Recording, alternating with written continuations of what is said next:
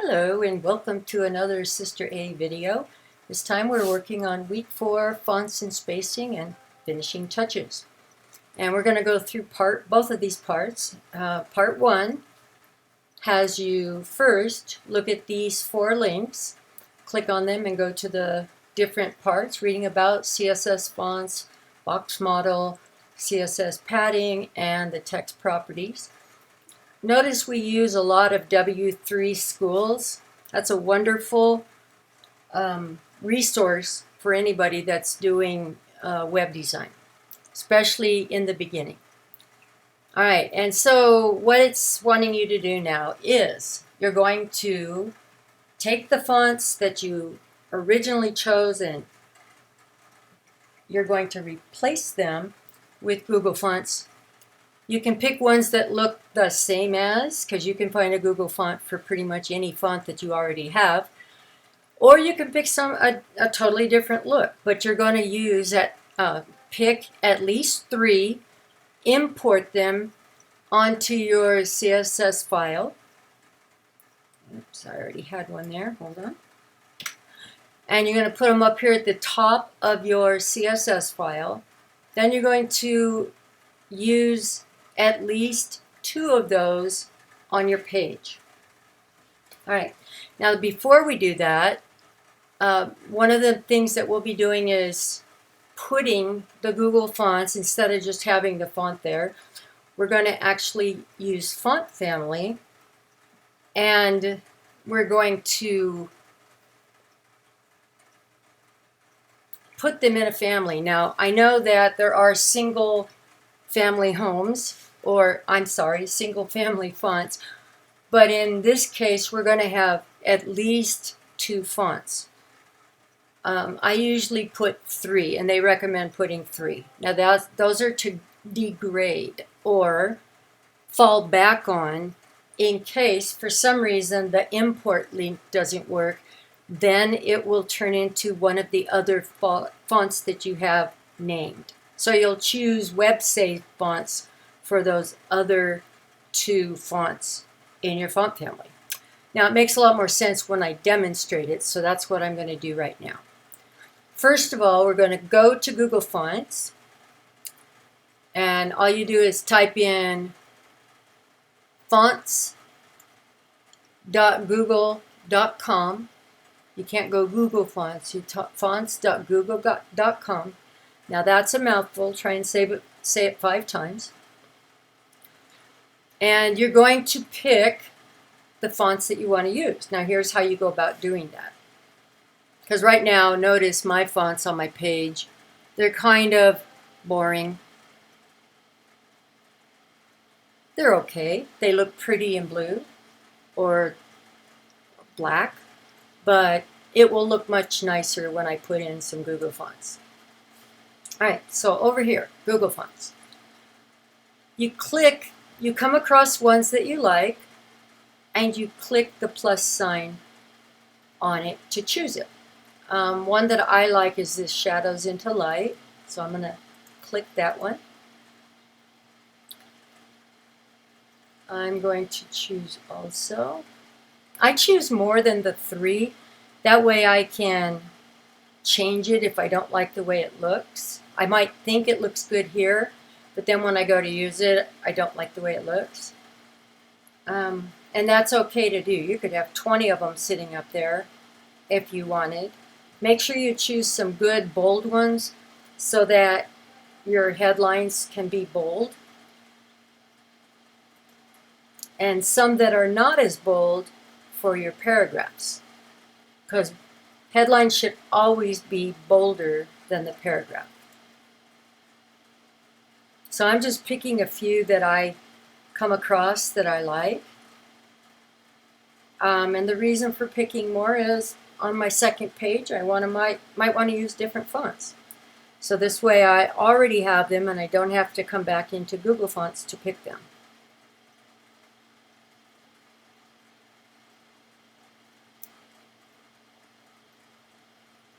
All right, so, and one that, if you know a name of a font, like I know a couple that I want to use. One is rock salt. They talk about this in the, there's a search up here, and they talk about that on the instructions. And doses. Doses is kind of a plain little font, but it's kind of narrow so that it's easy to put where you don't have as much room. And one more that I like, I'm going to go get, that I've used in the past.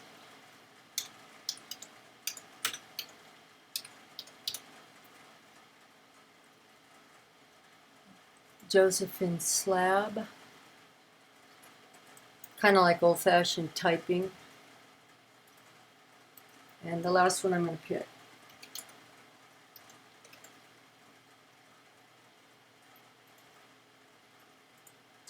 All right, so I have enough to play with for now, and if I can go back and get more later. All right, so when you're ready, when you've picked enough, you come down here to this bar at the bottom that was created when you started picking. And notice it has them all in one handy little sentence. And it's circled on your instructions. But if you pick this one, it's going to go on your HTML page up in the header. But I like to pick instead, so it doesn't get confusing, the import one, which goes on your CSS page. And that's the one that I have demonstrated on the page. And you do not take with you the style links. You pick all the stuff inside those. And you copy and paste. And the place you put it is at the very top on line 1 of the CSS page. Now it doesn't look like I have 10 of them there, but I do. Or it says I do. Okay? So now we're ready to go on. And I can turn that off. Go back to my instruction page. All right, so we've picked our font family, our fonts. Now we have to put them into font families. And the places you're going to put them are in your headline, paragraph, and your nav. The place they go in the navigation is in nav LI. So I'm going to start with the headlines.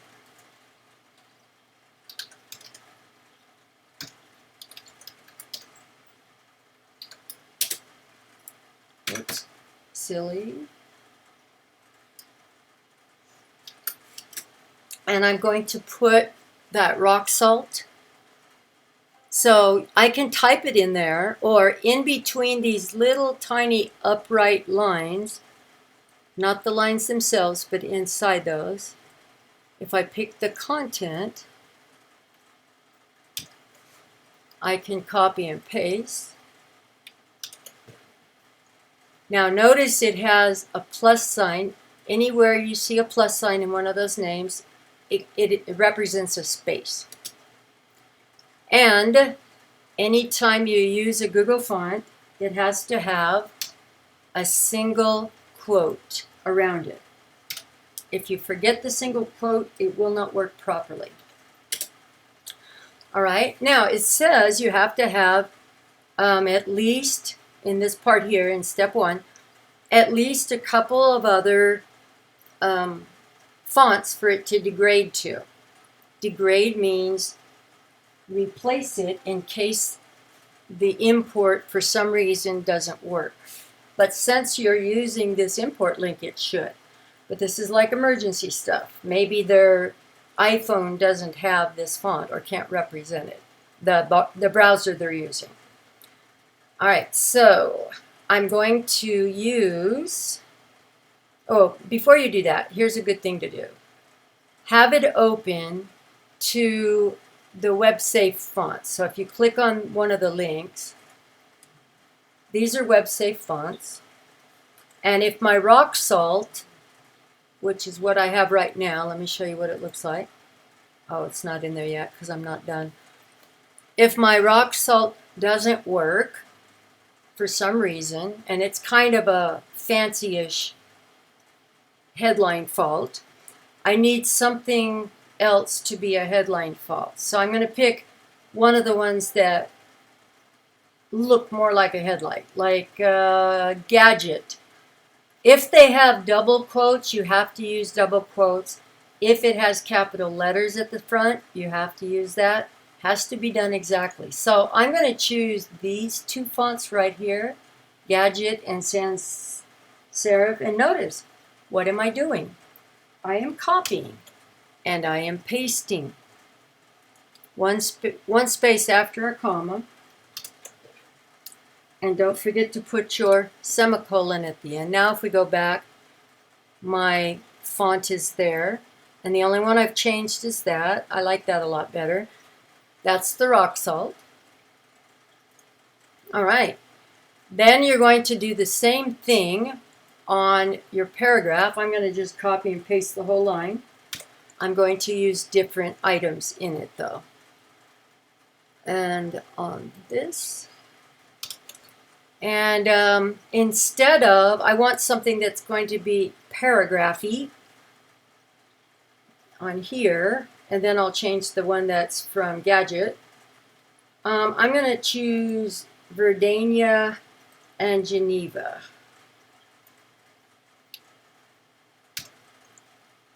And I'm going to replace Gadget and sans serif. All right, and there's no double quotes there, so that should be right. I'm going to choose a different one for in here, and I'm going to choose the one that I like to use a lot, Shadows into Light, for my paragraph.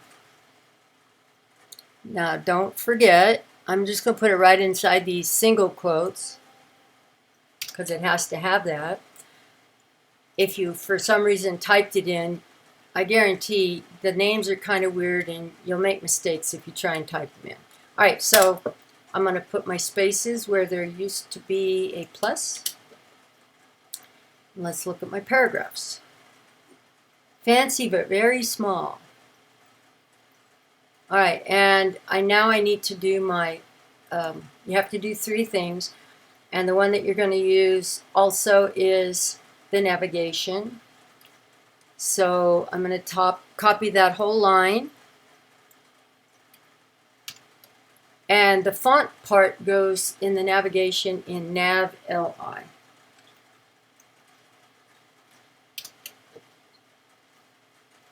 All right, and that's not a good font for the navigation. Navigation needs to be a little bit more standouty. You don't want it like this headline over here. That'd be way too dark. You want it to be easy to read, like these, but yet not crazy. I'm going to maybe choose this one and then sans serif for those.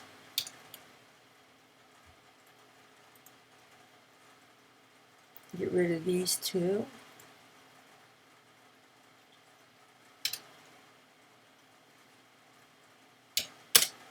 And notice it's got the double. It won't work without the double. Won't work properly.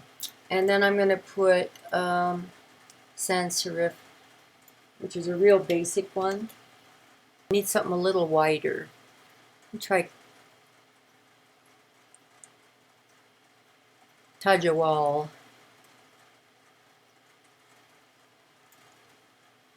Sometimes you wonder where they come up with the names. I do anyway, because they're spelled strangely, probably from different languages. Okay, that's very similar, but it's darker. That's good. All right, so now we're going to work on their sizing, and we're going to work on padding and sizing.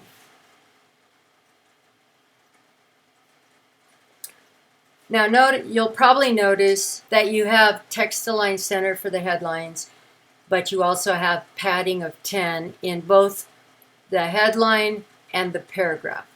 I don't need to put it down here in the info line, which is your name and your name and copyright line, because that's a paragraph font. But I do need to make sure that I have that in both of those. And in our regular nav, we're going to add a padding of 1 EM.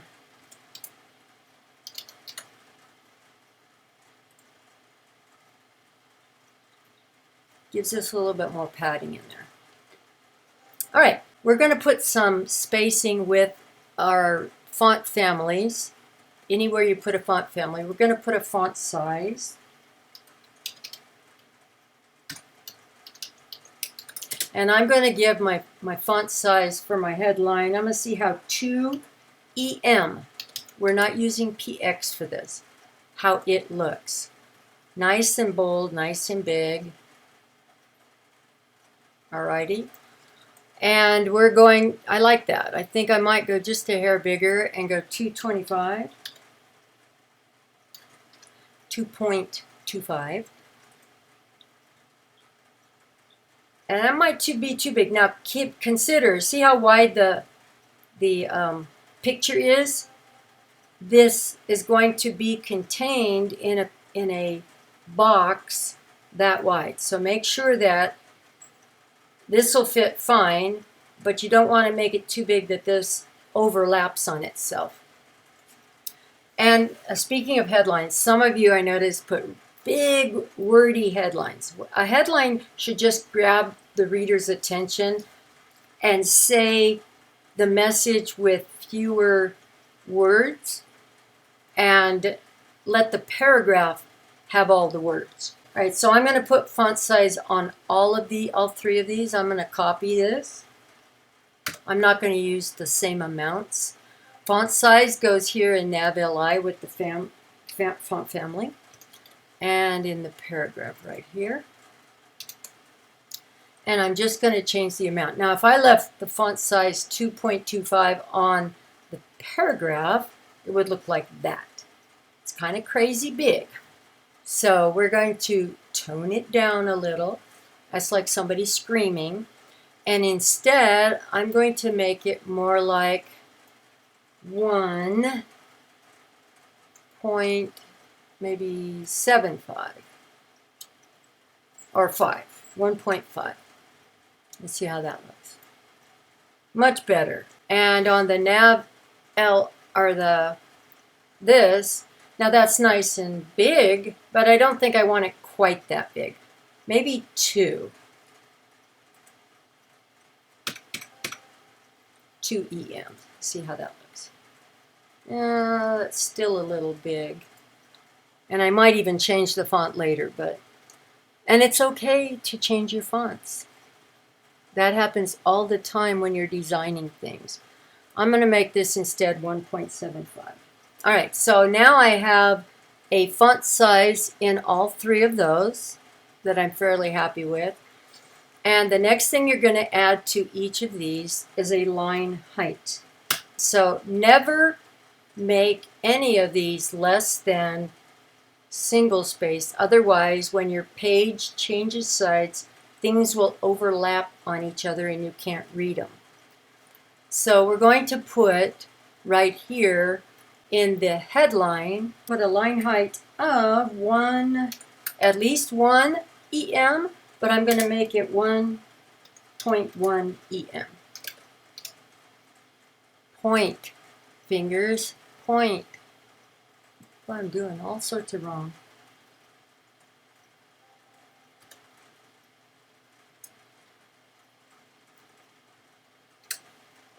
All right, and I'm going to copy everything, including my semicolon, and put them on the paragraph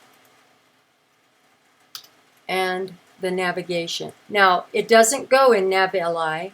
It goes here in Nav-A. Always when you split up the nav, put things in the correct place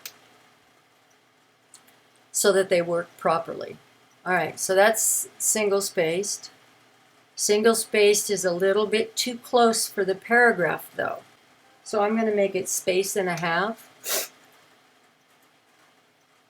And for our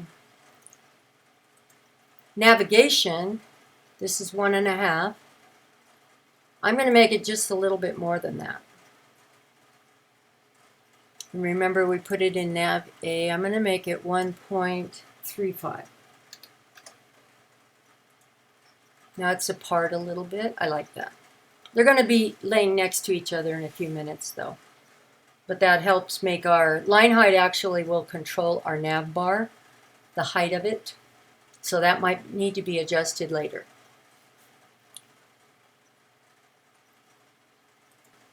All right, and the last thing we're going to do is we're going to come over here, and if you did not already do it, by putting a div with the class of left call and a class of right call on your page in the proper areas, you'll need to make sure that you look at this and put it where it belongs. If you look at mine, I have the section 1 right here, and under it, div class left column, it ends there. Then I start my class div class right column.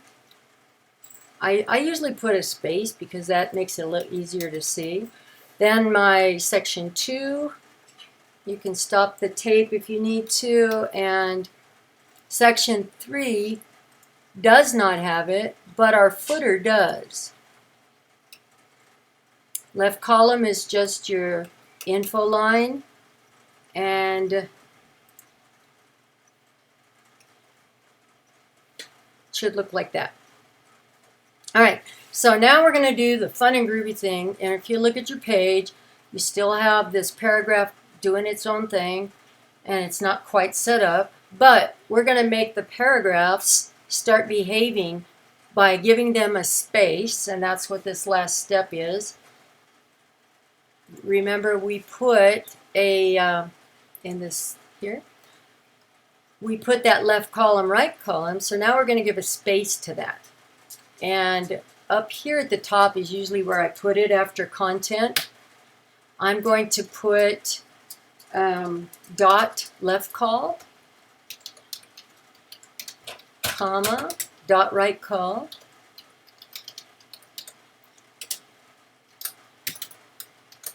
and I'm going to give it a width, but I'm going to give it max width, that way it's resizable.